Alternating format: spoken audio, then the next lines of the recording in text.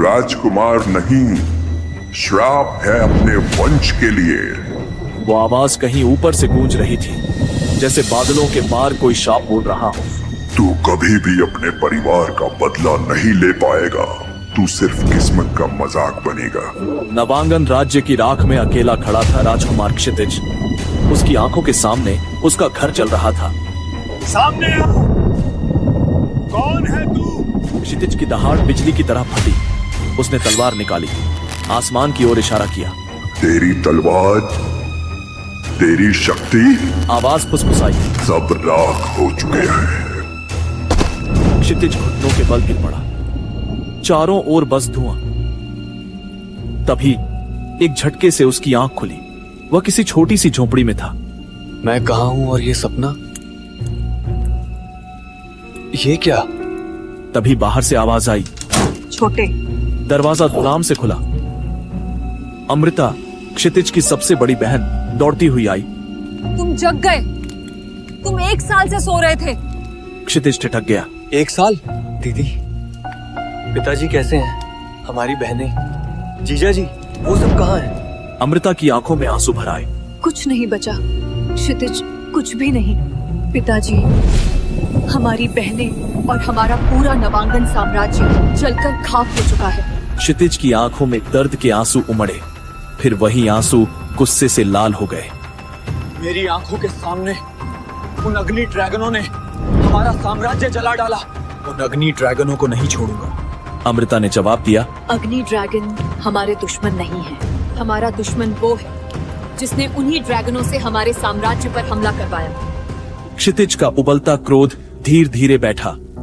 दीदी, क्या अग्नि ड्रैगन ही सबसे ताकतवर होते हैं? अमृता ने समझाया। ड्रैगन 7 तरह के होते हैं।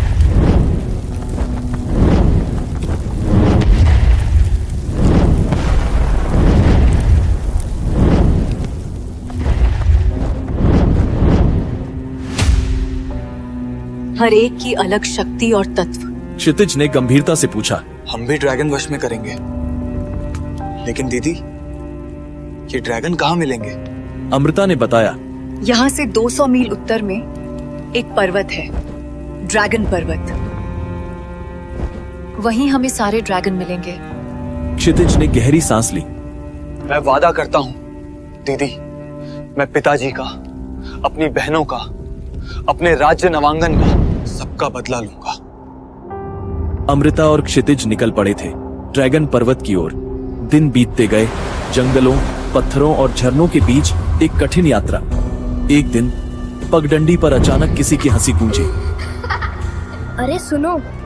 एक 12 साल का लड़का, गले में ताबीज, कंधे पर धनुष टांगे, मुस्कुराता हुआ बोला। मैं आर्यन हूँ, महावन का राजकुमार। क्षितिज ने आगे बढ़कर हाथ मिलाया। क्षितिज कभी नवांगन का राजकुमार था। आर्यन की मुस्कान थोड़ी धीमी पड़ी। सुना था वहाँ सिर्फ राख बची। क्षितिज की आवाज भारी हो गई। हाँ, राख और एक प्रतिज्ञा। आर्यन मुस्कुराकर बोला। प्रतिज्ञा निभाने के लिए साथ चाहिए होगा ना? आज से मैं तुम्हारा छोटा भाई। अमृता हंस पड़ी। अरे, अभी मिले हो और अब भाई भी बन गए। दीदी, आप दोनों को परिवार की तलाश है और मुझे दोस्तों की। हम यहाँ दोस्ती करने नहीं आए आर्यन, हमें ड्रैगन पर्वत पहुँचना है। आर्यन ने कंधे उचकाए।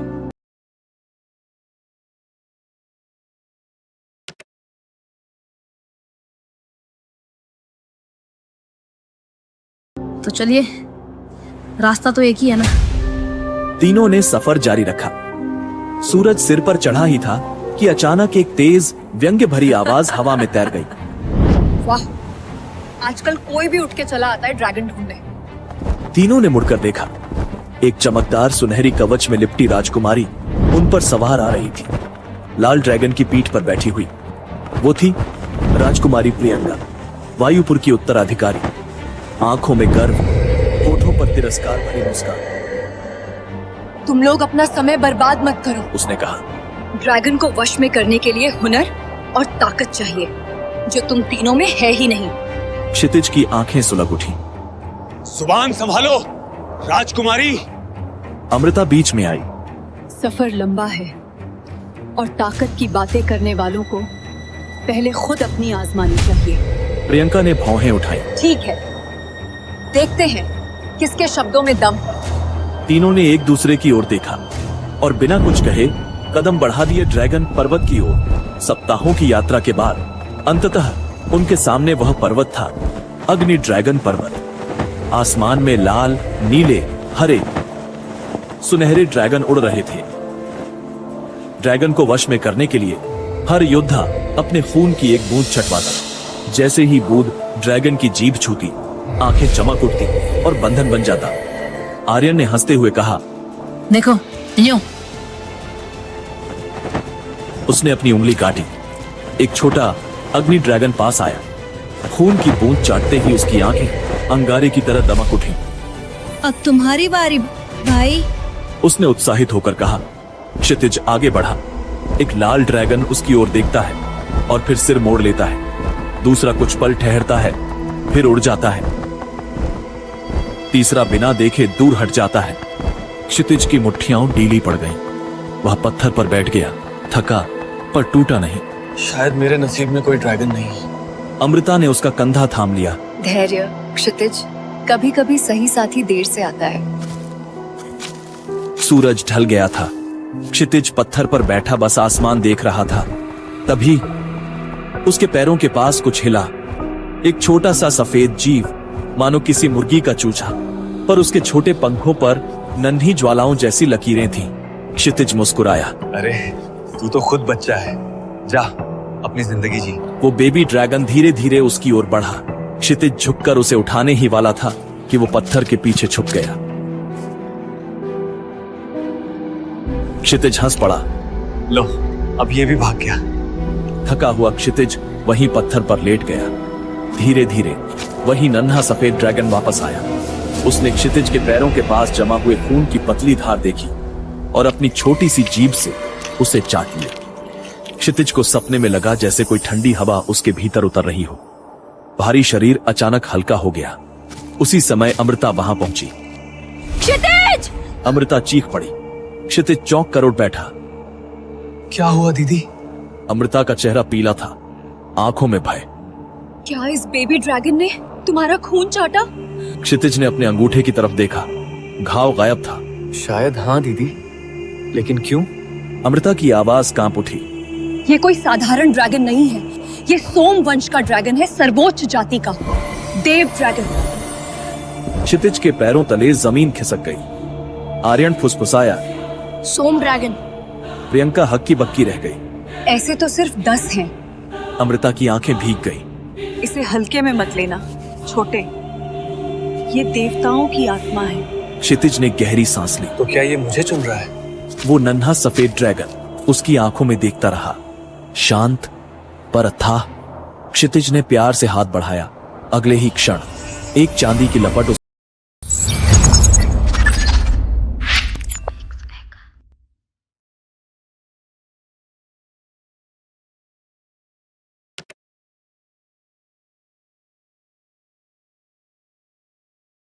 उसके हाथ पर दौड़ी। आह! क्षितिज पीछे गिर पड़ा। हथेली पर ठंडी आग सी जलन। प्रियंका ने पास से दवा फेंकी। सावधान रहो, ये भरोसा छीना नहीं जाता, कमाया जाता है। अमृता ने झुककर उसका माथा सहलाया। ये तुम्हें परख रहा है क्षितिज। धीरे धीरे सब लोग अपने अपने कोनों में विश्राम करने चले गए। क्षितिज पेड़ के नीचे बैठा अपनी जली हुई हथेली थामे सोच में डूबा था। तभी वही छोटा सफेद सोम ड्रैगन चुपचाप उसके सामने आ खड़ा हुआ। क्षितिज मुस्कुराया। तुम लौट आए? ड्रैगन पास आया, उसकी हथेली को हल्के से छुआ। ठंडी चांदी सी सांस उस घाव पर बिछ गई। दर्द जैसे पिघल गया और तभी क्षितिज ने भीतर एक मधुर आवाज सुनी। किसी ने कहा, मैं तुमसे बोल नहीं रही, तुम सुन पा रहे हो? क्षितिज ने चौंक कर इधर उधर देखा। कोई नहीं था। आवाज उसके मन में थी। मैं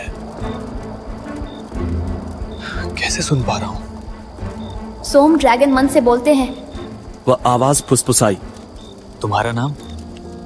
मेरा नाम नहीं है, आवाज शांत थी। पर मैं एक लड़की हूँ। क्षितिज हल्के से मुस्कुराया। तो फिर मैं तुम्हें एक नाम दूं? ड्रैगन और पास आ गया। कौन सा नाम तुम्हारे मन में पल रहा है? मेरी सबसे छोटी बहन का नाम था राधिका। उसकी आंखों से आंसू बह निकले। क्या मैं तुम्हें राधिका कहूं? नन्हे सोम ड्रैगन ने अपना माथा उसकी हथेली से छुआ। क्षितिज की हंसी और रोना एक साथ फूट पड़े। वह घुटनों के बल झुक गया। राधिका, मैं बदला भी लूंगा, पर पहले न्याय को समझूंगा। तुम मुझे जल्दी नहीं, सही रास्ता दिखाना। राधिका ने पंख फैलाए और क्षितिज से लिपट गई। आसमान में हल्की नीली रोशनी फैल गई। क्षितिज की आंखें बंद हुईं और वह गहरी नींद में चला गया। अगली सुबह अमृता ने अपना थैला बांधा। मुझे महावन के बचे हुए लोगों तक पहुंचना है। उसने कहा। उन्हें उम्मीद चाहिए। क्षितिज ने राधिका की ओर देखा, फिर बोला, और मुझे दिशा? वो तुम्हारे पास है। ये ड्रैगन तुम्हारा आईना है। जो तुम में है वही इसमें झलकता है। हम फिर मिलेंगे ना? जरूर, जब तुम परीक्षा पार कर लोगे। क्षितिज ने झुककर चरण छुए। मैं तब तक गिरूंगा नहीं। कुछ दिनों बाद क्षितिज और राधिका आकाश की ओर देखते हुए चलते रहे। ड्रैगन अकादमी हवा में झूल रही थी। क्षितिज मुस्कुराया। राधिका, अब हमारी असली परीक्षा शुरू होने वाली है। तभी सब कुछ सफेद हो गया। धुंध में फिर वही दृश्य उभरा। नवांगन जलता हुआ और फिर वही साया। सोम ड्रैगन मिल खुद को देव समझने लगे हो। आवाज में व्यंग्य और ज्वाला थी। क्षितिज ने दहाड़ लगाई। नाम बताओ। साया मुड़ा, माथे पर अग्नि चिन्ह, आंखों में कोयले सी आग। फिर मिलेंगे छोटे राजकुमार। क्षितिज का शरीर कांप उठा। उसकी छाती पर एक सफेद चिन्ह उभरा, आधा अक्षर जो चमक कर मिट गया। ये क्या है? क्षितिज ने आंखें खोली। वह अकादमी के बीच खड़ा था। सैकड़ों निगाहें उस पर थी। आर्यन दौड़ता हुआ आया। क्या हुआ भाई? प्रियंका ने चिंतित होकर पूछा। किसे देखा तुमने?